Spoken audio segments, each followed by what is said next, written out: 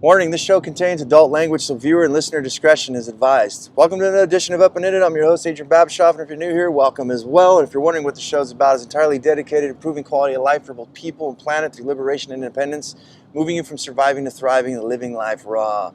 Excuse the background noise. I am on my work commute in my 96 F350 diesel 7.3 liter truck. It's the only time I get to podcast from living an alternative lifestyle design, simple, tiny, and I have to simplify things, and this is my quiet space, my mobile studio. So with that, episode 202, community design my way. We just got done with episode 201, and I started talking about community. I just got all fired up and inspired by it. And I came across this note that I put in here, and I kind of wanted to expand on it about what would I do? How would I create community?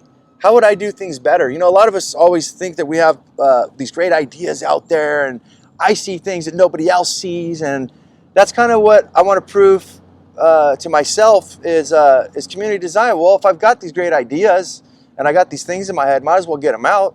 Hopefully it'll help people, but I wanted to express that today of what I would do to make things better. How would I, we were talking about getting the rat out of the rat race last couple episodes, and today I want to go a little bit more on the community, so let's jump into it. And the first thing I have on here is that inflation has no effect on agriculture. And I started talking about on episode 201 how a lot of things that we can do if you didn't want to pay taxes. You could live for $5,000 a year. You don't have to pay any taxes, right? This is going to tie into community here in a second. So if you can live a whole entire year on $5,000, I'm sure that can get you a phone, as far as like internet and things like that. I don't know. You'd have to figure out. I don't know what your lifestyle design is and what you think that you would need. But the point I want to get here is how agriculture. We were talking about how we'd plant a bunch of nuts. Let's say like peanuts. If we were in the tropics, we did coconuts. If we did here in sunny side San Diego, you could actually grow macadamias. Take a lot of water, but if you can grow nuts and make your own nut butters and stuff like that, it's very high in protein, right? Very high in protein.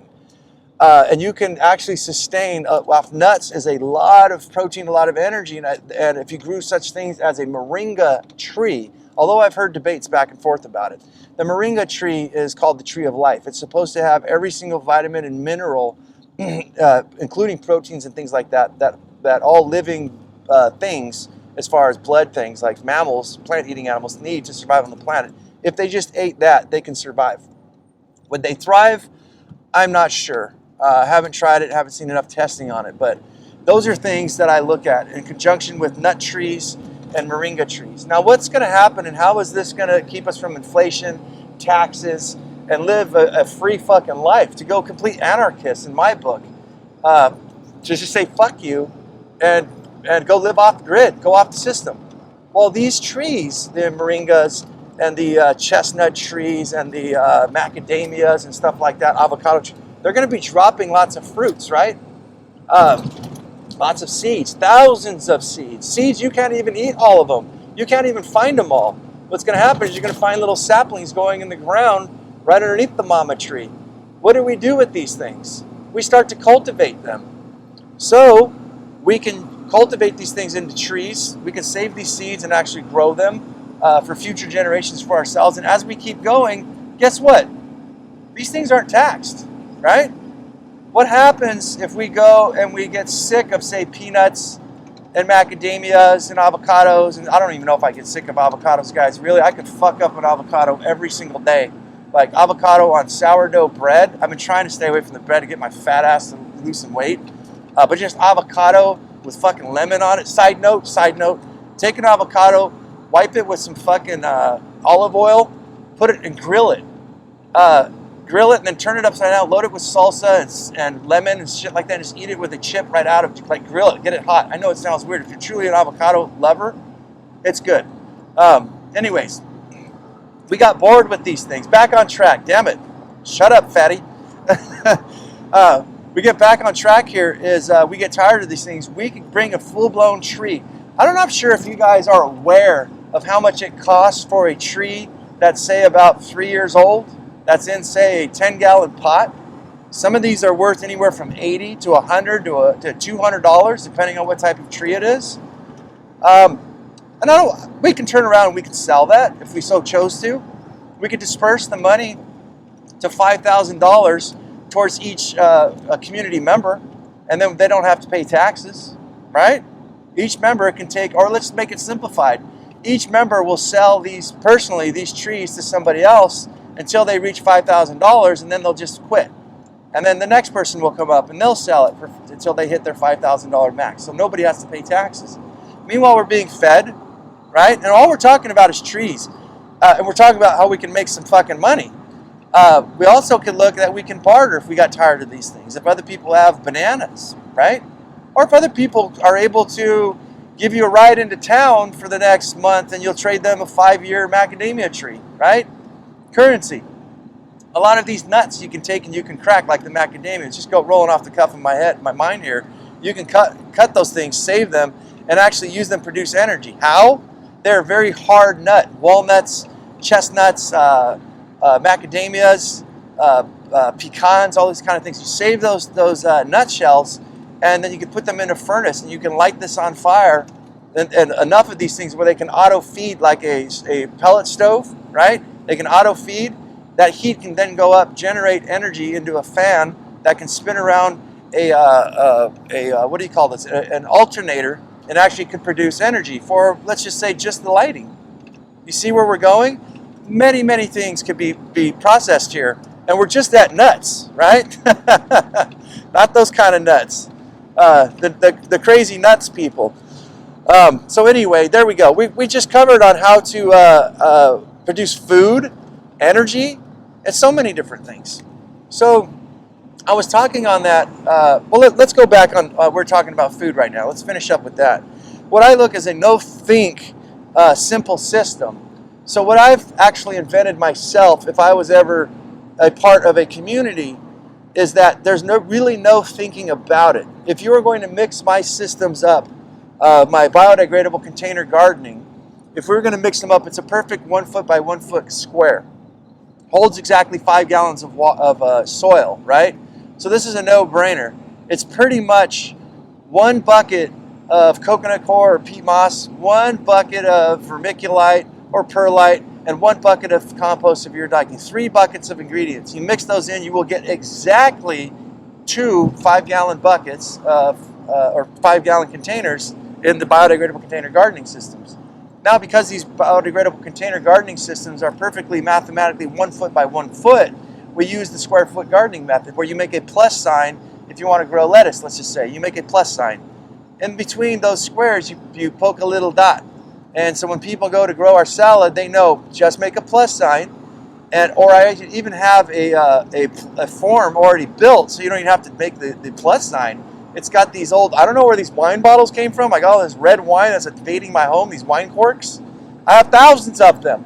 I don't know where they came from. But I kept the corks, and I actually drilled them in with screws so that they fit. So you literally will take this 1 foot piece of plywood with these corks in them, and you'll press down in the soil. It will actually do the imprint for you. Now just simply take 2 seeds or a soil block, a seedling of lettuce, and place 1 in each of those squares. Cover them up, give them some water, and in fact the water is all automated with the timer of irrigation that's completely simple. You don't even have to think about it. So you wanted to grow something else like a tomato, just take your finger and poke it right in the middle. I should make as a joke like a template with just 1 wine cork in the center, so that people, like, to make it easier for you, I made this. Boop, instead of just sticking your finger in. See how many people would actually use it. But yeah, you just go to the center of the box and you poke a hole and you put your seeds in. And it goes on and on. You can make a tic-tac-toe where you make 9. You can make another one where you make 16 plants. If you want to do radishes, you can do 16. You want to do arugula, you can do 9. You make the tic-tac-toe squares, and then you poke a hole in each center and make 9. You drop your seeds in, and then you bury them, and then you're gone. No thinking, simple systems. I think that once you have swales and water catchment systems, and you have cloud nets and things like that, the systems are really simple. To purify water with gravity-fed carbon, what is that stuff called there? The charcoal filters, like these gravity-fed water filtration systems for drinking water. Go get the 5-gallon bucket of water and dump it on the lid and shut it. That's it, right? Simplified stuff. That's how I would build a community by making things so simple that you don't really have to think. And that gives us more time to focus on the thing, as I was saying in episode 201. And I was talking about how in our systems, in the rat race to get out and everything, I think the answer really is community. Unfortunately, I'm making this show here today because I do 100% believe in community. The problem is that there's not the majority of people which I've encountered. I've lived in communities, I've sought out communities, and I see the mindset is not there. And I can see how these systems are set up for failure.